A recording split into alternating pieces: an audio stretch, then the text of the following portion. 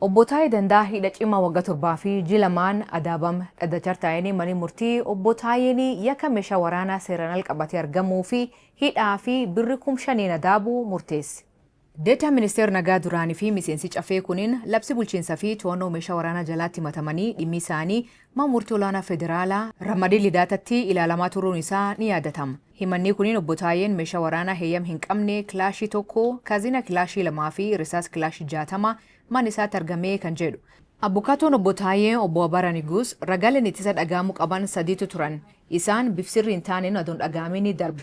Murteewwan murtii murteessuu kabajnullee komii qabnaa jechuun BBC dubbate.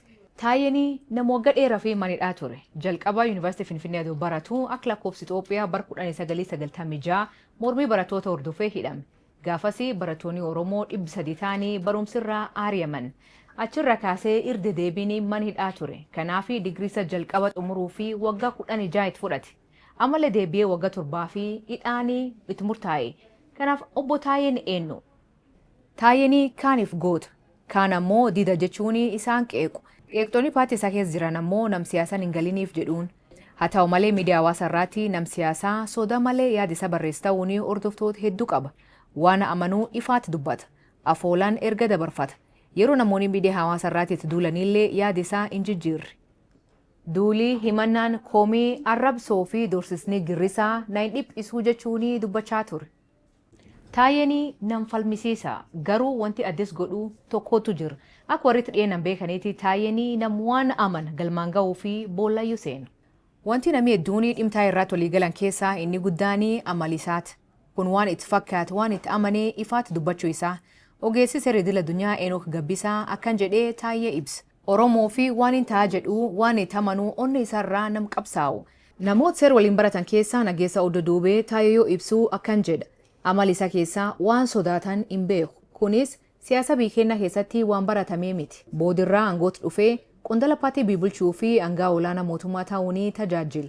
Eegee aangoota dhufeellee ammoo waan itti fakkaatu waan itti amanuu dubbachuu hin dhiifne. Dhimma nagaa irra deebiin kaasaa ture. Waraan bilisummaa Oromoo kan mootummaan shanee jedhuunillee himanna jabarraa barreessaa ture. Aangaa'ota naannoo Oromiyaa kakaayoo irra goran jedhuunillee qeeqaa ture. Mootummaa hojjechaa turee fi bulchaa Itoophiyaa kan duraan leellisaa turellee jecha jabaan qeeqa. Jarri kun lammii fi kabajan qabu. Wanni nu jenne bilisummaadha. Jarri kun nama ukkaamsa. So warri badhaadhina miti jechuudha. Badhaadhina ofii jedhee waraqata qabaachuu danda'a malee. Murni xiqqaan nama sodaachisee nama ukkaamsee deemu kun badhaadhina miti. Waldiddaan badhaadhina keessa otoo hin ta'in annacha badhaadhina fakkaatee achi keessatti marge isatu badhaadhinaan wal dhabaa jira malee badhaadhinaan wal hin dhabne jechuudha. Garuu adoon turiinii akka lakkoofsa Itoophiyaa muudee tokko bara 2016 aangoo irra kaafamee humnoota mootummaan to'atama. Guyyumsuun aangaa biraanii bakka buufama. Hidha seenuu isaa sa'aatii muraasan dura addaatti gaafiif deebii BBC waliin taasise. Himannaa bulchaa Itoophiyaa irratti kaasee fi hidhamuu akka danda'u gaafatamnaanii akkan jedhee deebise. Maal rakkoo qabu kun? Seeriyees jira. Yookaan itti gaafatam jiraata ammoo walumaan gaafatamnaa sanaaf ammoo qophiidhaa jedhe. Amal ifaatti dubbachuu kana Taayeen abbaa isaarra dhaalee jedhan abbi danda'anii nama waan amane il sodaa malee bakka kamiituu nama kamiituu dubbachaa ture jedhe ilmi isaa.